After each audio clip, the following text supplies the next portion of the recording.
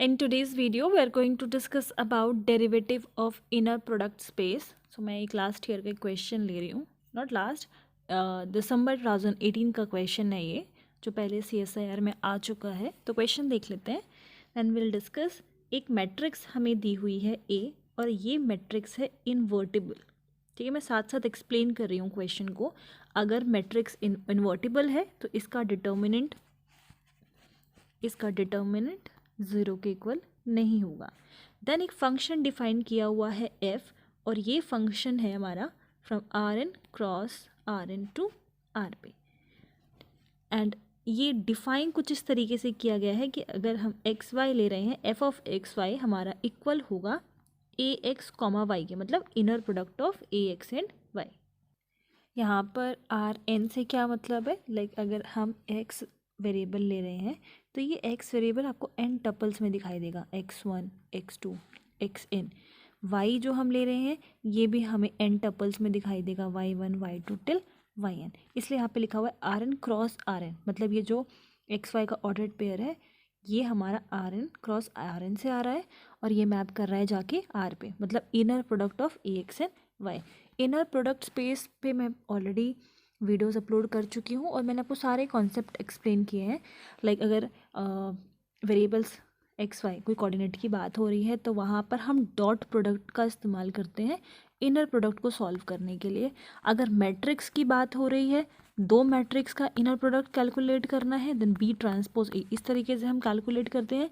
Then मैंने आपको inner product space में फंक्शन का जो कॉन्सेप्ट था वो भी बताया था कि किस तरीके से अगर दो फंक्शंस का इनर प्रोडक्ट है तो कैसे सॉल्व किया जाएगा. तो ये आप पहले उस वीडियो को देख सकते हो तो थोड़ा सा आपको एक आइडिया लग जाएगा कि इनर प्रोडक्ट स्पेस को हम सॉल्व कैसे करते हैं. अभी यहाँ पर टपल्स की बात हो रही है कि x और y n टपल्स में है, so we will use dot product. Okay, दोनों मैट्रिक्स होता तो हम मैट्रिक्स वाले कॉन्सेप्ट पे जा सकते थे. तो ये हो गया फंक्शन किस तरीके से डिफाइन किया हुआ है. नेक्स्ट हमें गिवन है कि डी एफ एक्स वाई ये रिप्रेजेंट कर रहा है डेरिवेटिव ऑफ फंक्शन. ठीक है, ये किस चीज़ का डिनोशन होता है, डी रिप्रेजेंट करता है डेरिवेटिव को. तो यहाँ पर डेरिवेटिव कैलकुलेट किया गया है फंक्शन एफ का और ये बोला गया है ये एक है LT लीनियर ट्रांसफॉर्मेशन है जो कि Rn cross R into R पर जा रही है. सिंपल सा ये क्वेश्चन है. पहले क्वेश्चन ऑप्शन में ये बोला गया है कि अगर x की वैल्यू नॉन ज़ीरो है then derivative of function f x comma zero भी नॉन ज़ीरो के बराबर होगा.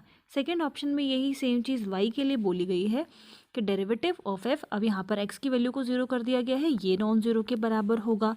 थर्ड में इस पेयर को एक्स वाई पेयर को ज़ीरो बोला गया है कि नॉन ज़ीरो है. ठीक है, ज़ीरो ज़ीरो के इक्वल नहीं है. देन क्या derivative of function x y zero के इक्वल नहीं होगा. और लास्ट ऑप्शन बोला गया है या तो x की वैल्यू और या तो फिर y की वैल्यू ज़ीरो के अगर इक्वल है देन जो डेरिवेटिव है फंक्शन का एफ एक्स वाई ये ज़ीरो के इक्वल होगा. ये चार ऑप्शंस की बात की गई है. This is x and y. Okay, तो आई होप आपको क्वेश्चन समझ में आ गया होगा. यहाँ पर हम इसको कैलकुलेट करेंगे. ठीक है, इसको इसलिए कैलकुलेट करना ज़रूरी है क्योंकि सारे जो ऑप्शंस हैं ये चल रहा है हमारा इफ़ का पार्ट और ये है हमारा देन का. ठीक है, तो सारे ऑप्शंस में इसी चीज़ के बारे में बात की हुई है. पहले हम इसको कैलकुलेट कर लेते हैं, फिर y की जगह पर अगर ज़ीरो है तो ज़ीरो पुट कर देंगे, x के प्लेस पर अगर ज़ीरो की बात की गई है तो वहाँ पर ज़ीरो पुट कर देंगे. फिर सारे ऑप्शंस को एनालिसिस करने में हमें थोड़ा आसानी हो जाएगी. क्वेश्चन था मैट्रिक्स के बारे में, डिटर्मिनेंट ज़ीरो के इक्वल नहीं है, एक फंक्शन दिया हुआ है जो कि इनर प्रोडक्ट है ए एक्स एंड वाई का. तो सबसे पहले हम इसी से स्टार्ट करते हैं. ए एक्स और वाई का इनर प्रोडक्ट है और क्योंकि टपल्स की बात हो रही है तो हम इस inner product space co dot product की हेल्प से सॉल्व करेंगे. मैट्रिक्स गिवन है हमें ए और ये मैट्रिक्स है n क्रॉस n ऑर्डर की, मतलब सिंपली आपको कुछ मैट्रिक्स इस टाइप से दिखाई देगी. A1 A2 लास्ट वाला AN हो जाएगा. इसी तरीके से ये AN होगा और ये वाला ANN. ठीक है, जो लास्ट एंट्री होगी कुछ इस टाइप से A मैट्रिक्स होगी. अगर इसी मैट्रिक्स में हम x का मल्टीप्लाई कर रहे हैं तो ये तो था हमारा n क्रॉस n मैट्रिक्स और साथ में क्योंकि x जो है वो n टपल्स में है तो कुछ इस तरीके से मल्टीप्लाई होगा x2, लास्ट वाला xn हो जाएगा, ये हो जाएगा 1 n क्रॉस 1. ओके, एक और चीज़, जब हम लाइक जैसे हमारा जो फंक्शन है अगर वो कुछ इस तरीके से जा रहा है n क्रॉस n m, ठीक है, तो जो हम डेरिवेटिव फंक्शन का लेते हैं, अगर हमें ये फाइंड करना हो कि ये कितने ऑर्डर की होगी तो कैसे पता चलता है, यहाँ से जो कोडोमेन और डोमेन का डायमेंशन है वो हमें हेल्प करता है ये पता करने में। जैसे कि फंक्शन यहाँ पर मैं मान के चल रही हूँ कि फंक्शन यहाँ पर Rn से Rn टू Rm है, और हमने क्या किया, इस फंक्शन का डेरिवेटिव की मैट्रिक्स को कैलकुलेट किया। अब हम ये जानना चाहते हैं कि जो मैट्रिक्स आई है उसका ऑर्डर क्या होगा। तो ये आप कैसे पता करोगे, जो कोडोमेन है, जो रेंज का डायमेंशन है, वो आएगा पहले m क्रॉस n, ठीक है। इसी तरीके से जैसे इस वाले केस में हमें दिया हुआ है f is from Rn cross Rn to R, तो अगर आप df कैलकुलेट करोगे, डेरिवेटिव ऑफ फंक्शन कैलकुलेट करोगे, तो इसका डायमेंशन है 1 क्रॉस, यहाँ पर ये रहा n और ये n इंटू n स्क्वायर, तो इसका जो ऑर्डर होगा df इस वाली मैट्रिक्स का वो होगा 1 क्रॉस n स्क्वायर। ये आपको पता होना इसलिए इम्पॉर्टेंट है क्योंकि आगे हम df कैलकुलेट करने वाले हैं, और इसी तरीके से आप मैट्रिक्स का ऑर्डर फाइंड कर सकते हो। वापस से यहाँ पर आ जाते हैं, तो हमने क्या कैलकुलेट किया है, ax मैट्रिक्स को किस तरीके से मल्टीप्लाई करते हैं। अगर आपको वेक्टर एक गिवन है, ओके मैं टपल्स वर्ड इस्तेमाल कर रही थी ना, तो जो वेक्टर की बात होती है, जो मैंने आपको 3 कॉन्सेप्ट बताया, जो वेक्टर्स की बात होती है, तो हम डॉट प्रोडक्ट की हेल्प से सॉल्व करते हैं। तो ax जब आप सॉल्व करोगे तो आपको कुछ इस तरीके से, आप बस एक आइडिया लग जाए आपको कि किस तरीके से आपको आंसर मिलने वाला है। रिजल्टेंट मैट्रिक्स क्या होगी, यहाँ पर होगा a1 a2, लास्ट वाला होगा an। तो कैसे हम मल्टीप्लाई करते हैं, जो पहला रो होता है वो मल्टीप्लाई होगा, फिर सेकंड रो का मल्टीप्लाई करेंगे, पहला रो पहला column, second row second column, sorry first column, क्योंकि यहाँ पे एक ही कॉलम है। तो कुछ इस तरीके से एंट्री आएगी a1 x1 then plus a2 x2 plus last में an और लास्ट वाला n हो जाएगा। बट ये जो एंट्रीज थी वो मैंने सिंपली a11 लिख रखी है, बट ये होगा a11 a22, सॉरी इसकी एंट्रीज, ए मैट्रिक्स की एंट्रीज कुछ इस टाइप से होंगी, a11 देन a पहला रो सेकंड कॉलम, पहला row third column, last will be a1n, ठीक है। इसी चीज़ को फॉलो करेंगे तो एंट्री कुछ इस टाइप से मिलेगी, a11 x1 plus a12 x2 plus last में जाएगा a1n xn, ओके। और ये जो मैट्रिक्स मिलेगी हमें कितने ऑर्डर की मिलेगी, क्योंकि ये n क्रॉस n ऑर्डर की है, ये और ये n क्रॉस 1 ऑर्डर की है, मतलब ये n cross 1, n row and 1 column, ax हमें इस तरीके से मिलेगा। अब हम बात करते हैं कि इनर प्रोडक्ट ऑफ वेक्टर्स का किस तरीके से कैलकुलेट करते हैं। जैसे कि हमें कैलकुलेट करना है inner product of x and y, ठीक है। यहाँ पर x हमारा है x1 x2 till xn, y भी हमारा n टपल्स में है y1 y2 टिल yn, और इन दोनों का इनर प्रोडक्ट किसके बराबर होगा, दोनों का dot product x1 y1 plus x2 y2 plus इसी तरीके से जाएगा ये xn yn, ठीक है। ये दोनों का मल्टीप्लिकेशन प्लस इन दोनों का डॉट प्रोडक्ट, सिंपली जो डॉट प्रोडक्ट किया जाता है। तो ax तो हमने कैलकुलेट कर लिया, हमें चाहिए इस ax का डॉट प्रोडक्ट y के साथ। दैट मीन्स मैं अब इस सिंपली ax को थोड़ा सा सिंपल मैनर में लिख रहे हैं सो दैट हम इसका इनर प्रोडक्ट कर सकें।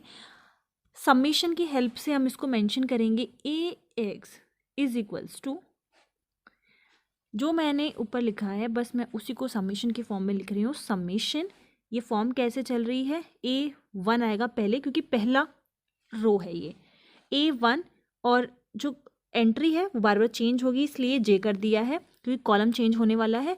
फिर जो x मल्टीप्लाई हो रहा है उसका भी वैल्यू पहले 1 है फिर 2 है फिर n है, इस तरीके से जा रहा है, j is equals to 1 to n।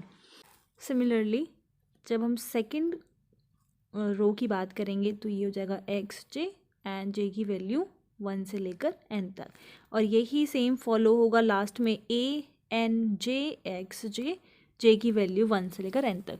तो जो ऊपर लिखा था जस्ट हमने उसको समीशन की फॉर्म में लिखा है क्योंकि अब हम इसका इनर प्रोडक्ट करने जा रहे हैं y के साथ। तो क्या हो जाएगा, डॉट प्रोडक्ट ये आ जाएगा हमारा ax वाई के साथ इसका dot product is equals to, पहले तो वही summation A1 then j x j की वैल्यू 1 से लेकर n तक, ठीक है। अब क्योंकि y के साथ कर रहे हैं, y है हमारा y1 y2 टिल yn, तो पहला का पहले से मल्टीप्लाई होता है, यहाँ पर आ जाएगा y1 then plus summation next ax की टर्म लिखेंगे A2j एंड एक्स जे की वैल्यू 1 से लेकर n तक, सेकेंड लिखेंगे इसमें नेक्स्ट होगा y2, तो इसका प्रोडक्ट हो जाएगा y2 के साथ, और ये इसी तरीके से लास्ट वाला summation an J x J Y N, J की वैल्यू 1 से लेकर n तक, ये हमने कैलकुलेट कर लिया इनर प्रोडक्ट। अब बात हो रही है इसके डेरिवेटिव की, डेरिवेटिव निकालना है हमें फंक्शन का। तो ये होता क्या है, इसमें हम क्या करते हैं कि जो भी फंक्शन होता है जितने भी टपल्स में है, लाइक अगर f हमें, मैं आपको इसी वाले क्वेश्चन के अकॉर्डिंगली एक्सप्लेन कर देती हूँ। मान लीजिए ये जो फंक्शन है वो n टपल्स में है x1 टिल xn, ये भी हमारा n टपल्स में है y1 y2 yn। तो जितने भी टपल्स में फंक्शन होता है, वेरिएबल होता है, हर एक टपल के रिस्पेक्ट में हम फंक्शन को करेंगे डिफरेंशिएट। मतलब ये फंक्शन एक बार डिफरेंशिएट होगा x1 के रिस्पेक्ट में, एक बार डिफरेंशिएट होगा x2 के रिस्पेक्ट में, इसी तरीके से एक बार डिफरेंशिएट होगा लास्ट xn के रिस्पेक्ट में। ये तो हो गया x का। अब इसी तरीके से सेम हम करेंगे y के लिए भी, यही फंक्शन डिफरेंशिएट होगा y1 के रिस्पेक्ट में, देन y2 के रिस्पेक्ट में, एंड एट लास्ट yn के रिस्पेक्ट में।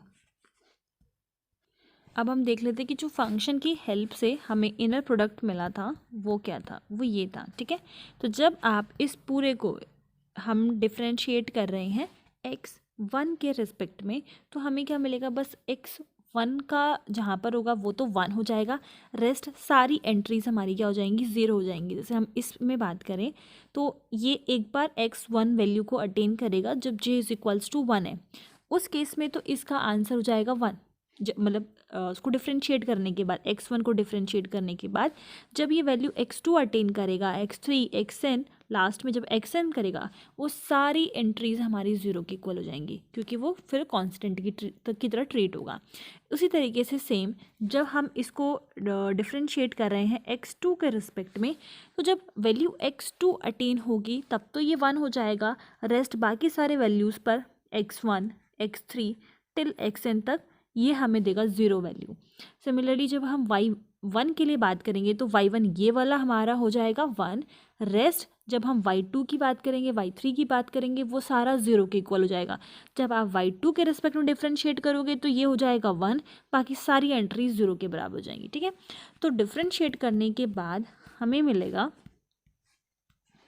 This is equals to summation I is equals to 1 to n ai1 yi, then comma, similarly summation ai to yi and I is equals to 1 to n, और ये last जाएगा इसी तरीके से same summation, comma आएगा यहाँ पर, I is equals to 1 to n ai n y i। ये अभी तक मैंने डिफरेंशिएट किया है x1 x2 ये सारा जो था इसके रिस्पेक्ट में, इसीलिए आपको x वाली टर्म्स नहीं दिखाई पड़ रही, क्योंकि जहाँ पर x1 था वहाँ तो वो डिफरेंशिएट होकर 1 हो गया, बाकी सारी एंट्रीज 0 हो गई, तो 0 वाली एंट्रीज मैंने लिखी ही नहीं है, और जो x1 x2 था वो 1 हो गया, इसलिए जब 1 हो रहा है तो ये वाली एंट्रीज आ रही हैं, और i की वैल्यू 1 से लेकर n तक चल रहा है, क्योंकि बाकी जब सारी एंट्रीज 0 हो रही हैं, जैसे इसी केस में अगर हम बात करें तो जब x1 हो रहा था तब तो वो 1 था, x1 के जब आप x1 वैल्यू इसने अटेन की तब तो 1 हो गया, बाकी सारी एंट्रीज 0 हो गई, ठीक है। जब यहाँ पर इसने x की वैल्यू 1 अटेन की तब तो हमने इसको डिफरेंशिएट किया, बाकी सारी वैल्यू 0 हो गई। तो एक एक बार करके क्या है, वैल्यू जो है चेंज होंगी, जब सेम के रिस्पेक्ट में डिफरेंशिएट होगा तो 1, अदरवाइज 0। तो ये x वाला मैंने लिख दिया है। अब इसी सेम चीज़ को हम y के रिस्पेक्ट में डिफरेंशिएट करेंगे तो लिखेंगे, ये हो जाएगा summation a1 j x j की वैल्यू 1 से लेकर n तक, और मैं लास्ट लिख दे रही हूँ इसी सेम तरीके से। अब यहाँ पर x इसलिए आना स्टार्ट हो गया क्योंकि ये सारा अब y के रिस्पेक्ट में डिफ्रेंशिएट हुआ है। Summation a n j x j और j की वैल्यू 1 से लेकर n तक। अब अगर आपको ये पूछे कि इसका ऑर्डर कितना है, तो ऑर्डर मैंने अभी आपको बताया कैसे कैलकुलेट करते हैं। 1 क्रॉस n स्क्वायर, सिर्फ एक ही रो और 2 कॉलम। 2 कॉलम कैसे, मतलब ये जो पार्ट है पूरा जो y के रिस्पेक्ट में हुआ है ये तो दूसरा कॉलम, ये जो पूरा x के रिस्पेक्ट में हुआ है ये पहला कॉलम। तो ये पहला कॉलम, ये दूसरा कॉलम, और ये एक ही रो है। ओके, तो ये तो हो गया। अभी तक जो हमें क्वेश्चन में बोला था वो हमने कैलकुलेट किया, मतलब ये हमारा इक्वल है जो हमने डेरिवेटिव किया है फंक्शन का। ठीक है, आप इसको सॉल्व करके देख सकते हो। जो मैंने आपको मतलब सिंपली आपको करना क्या है, जो फंक्शन हमने लिया है वो बारी बारी एक एक जो कंपोनेंट है x1 x2 x3 इन सब के रिस्पेक्ट में डिफरेंशिएट करना है। आपको सारा लिखने की ज़रूरत नहीं है, स्टार्टिंग में x1 x2 का कर लो, y1 y2 का कर लो। ठीक है, तो हमने डिफरेंशिएट कर दिया है। डिफरेंशिएट करने के सारे क्वेश्चन सब यहीं से स्टार्ट होते हैं। ये जो हमने कैलकुलेट किया है इसी से हम फाइंड करेंगे। पहला क्वेश्चन में वो बोलता है कि हम x की वैल्यू को नॉन ज़ीरो ले रहे हैं। मतलब x की वैल्यू नॉन ज़ीरो होने का क्या मतलब है, टपल्स में जैसे x है और x n टपल्स में यहाँ दिखाई पड़ रहा है, तो ये ज़ीरो के अगर इक्वल आप बोलते हो कि है अगर, ठीक है, तो ये सारे इसके जो टपल्स हैं वो ज़ीरो के इक्वल होंगे, तभी आप बोल सकते हो कि x ज़ीरो के बराबर है। अगर आप बोल रहे हो कि x is not equals to zero, मतलब एटलीस्ट इसमें एक ऐसा, सारे अगर ज़ीरो हैं भी तो एटलीस्ट आपको एक ऐसा कंपोनेंट मिल जाएगा या कोई एक ऐसा टपल मिल जाएगा जो ज़ीरो के इक्वल ना हो। अगर एक भी नहीं होता तो उसको हम ज़ीरो के इक्वल नहीं बोल सकते। ज़ीरो के इक्वल अगर है तो सारे ही उसके टपल्स जो हैं वो ज़ीरो के इक्वल होंगे। ठीक है, तो पहले वाले केस में जो पहला ऑप्शन है उसमें ये कहा गया है कि x ज़ीरो के इक्वल नहीं है, और हमें जब जो डेरिवेटिव हमने कैलकुलेट किया है उसमें y के प्लेस पे ज़ीरो वाली वैल्यू को पुट करने के लिए बोला गया है। जैसे ही आप y की वैल्यू को ज़ीरो पुट करते हो, जो हमने कैलकुलेट किया है वो ये था। ठीक है, जैसे ही हम y की जगह पर ज़ीरो वैल्यू पुट करेंगे ये सारा, ये जो पोर्शन है ये सारा ज़ीरो के इक्वल हो जाएगा। बस ये सेकंड वाले कॉलम्स की एंट्रीज बचेंगी। ऐसा क्यों? क्योंकि जब आप x के रिस्पेक्ट में डिफरेंशिएट कर रहे थे तो y वाला आपको वेरिएबल जो टपल था, वेक्टर था, वो मिल रहा था। जब आप x के रिस्पेक्ट में कर रहे हो तो y मिल रहा है, y के रिस्पेक्ट में कर रहे हो तो x मिल रहा है। तो y की वैल्यू ज़ीरो रखने के लिए बोली गई है, तो पहले कॉलम का जो सारा जो एंट्रीज है वो ज़ीरो ज़ीरो आ जाएगा। बट जो सेकेंड कॉलम है वो उसमें आपको x दिखेगा, तो वो कहता है कि ज़ीरो के इक्वल नहीं होगा। ठीक है, तो ऑब्वियस ज़ीरो के इक्वल नहीं होगा क्योंकि जो सेकंड कॉलम है वो हमारे पास अभी भी है, तो जो पहला ऑप्शन है वो करेक्ट हो जाएगा। ठीक है, दूसरी चीज़ इसी सेम इसका एक और जो कॉन्सेप्ट है, लाइक अगर ax हम कहते हैं कि ये ज़ीरो के इक्वल है, कौन सा केस है, ये होमोजीनियस का केस है। ठीक है, जब जहाँ पर हम बात करते हैं कि सॉल्यूशन, सिस्टम ऑफ इक्वेशंस की जब हम बात करते हैं कि सॉल्यूशन एग्जिस्ट करता है या नहीं करता, अगर ax is equals to zero है, जैसे ही अगर वो ज़ीरो के इक्वल होता है तो होमोजीनियस सिस्टम है। ओके, एंड हम ये बोल रहे हैं कि x अगर ज़ीरो की डिटर्मिनेंट पे बात कर लेते हैं। अगर ये सिस्टम है हमारा और हम ये कहते हैं कि जो डिटर्मिनेंट ऑफ a है that is not equals to zero. ठीक है, अगर डिटर्मिनेंट ज़ीरो की इक्वल नहीं है तो यूनिक सॉल्यूशन होल्ड करता है। इस पे भी मैंने वीडियो बना रखी है, अगर आप लोगों को ज़रूरत हो तो मुझे बता देना, मैं इसका लिंक प्रोवाइड कर दूँगी। वहाँ पर मैंने क्लियरली एक्सप्लेन कर रखा है कि डिटर्मिनेंट अगर ज़ीरो के इक्वल है तो कैसे सॉल्यूशंस एग्जिस्ट करते हैं, नहीं है इक्वल तो कैसे सॉल्यूशंस एग्जिस्ट करते हैं। तो पूरा एक ब्लॉक डायग्राम एक चार्ट की फॉर्म में मैंने क्लियरली समझाया हुआ है। तो अगर डिटर्मिनेंट ज़ीरो के इक्वल नहीं है तो यहाँ पर जो हमारा x है वो ज़ीरो के बराबर इक्वल आ जाता है। ठीक है, अगर ये नहीं है तो ये ज़ीरो के इक्वल है, जो इसको ax is equals to zero बना रहा है। बट अगर हम इसके जस्ट अपोजिट बात करें कि x is not equals to zero, ठीक है, तो x ज़ीरो के इक्वल है नहीं, तो यहाँ से हम ये इम्प्लाई कर सकते हैं that ax is not equals to zero. ठीक है, तो पहला ऑप्शन जो है हमारा वो करेक्ट है, और इसी सेम वे से हम ये भी सेकंड ऑप्शन को भी बोल सकते हैं कि करेक्ट है। क्यों? क्योंकि अब इस बार हमें x की जगह पर ज़ीरो पुट करने के लिए बोला गया है। तो जो हमने कैलकुलेट किया था, जब आप x की जगह पे ज़ीरो पुट करोगे तो इस बार जो सेकंड वाला ये जो सेकंड वाला कॉलम है वो 0 हो जाएगा और ये वाला अभी भी स्टिल हमारे पास रहेगा। और ये कह रहा है कि y 0 के इक्वल नहीं है, इसलिए बोल रहा है कि अगर ये 0 के इक्वल नहीं है, ये अगर हमें नहीं दिया होता तो दूसरे वाला जो कॉलम है उसकी 0 होने की भी प्रोबेबिलिटी हो सकती थी, बट क्लियरली मेंशन है कि 0 के इक्वल नहीं है। तो सेकंड वाले केस में क्या हो रहा है, सेकंड वाला कॉलम हट जा रहा है, फर्स्ट वाला कॉलम अभी भी है। तो ये दोनों ऑप्शन जो है वो करेक्ट हो गए। थर्ड ऑप्शन में कहता है कि अगर एक्स वाई दोनों ही 0 के इक्वल नहीं है तो डी एफ एक्स वाई 0 के इक्वल नहीं होगा। तो इसमें इसने मेंशन कर दिया कि आपको एक्स जो है ना तो वो 0 के इक्वल पुट करना है ना वाई वाला 0 के इक्वल पुट करना है, then obviously you will have both of these columns.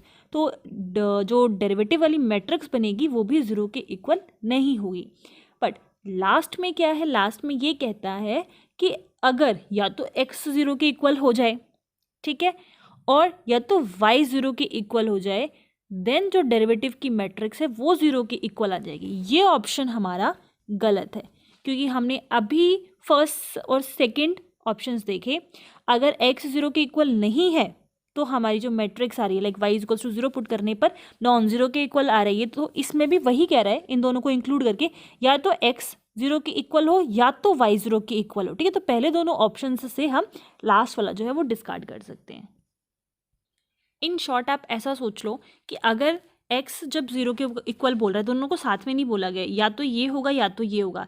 जब आपका x 0 के इक्वल बोल रहा है तो आपके पास एक कॉलम रह जाएगा, दूसरा कॉलम 0 हो जाएगा। जब y इज इक्वल्स टू 0 बोल रहा है तो स्टिल आपके पास एक कॉलम रह जाएगा, क्योंकि एक जो हमने डेरिवेटिव वाली मैट्रिक्स कैलकुलेट की है उसमें एक कॉलम x का है, एक कॉलम y का है।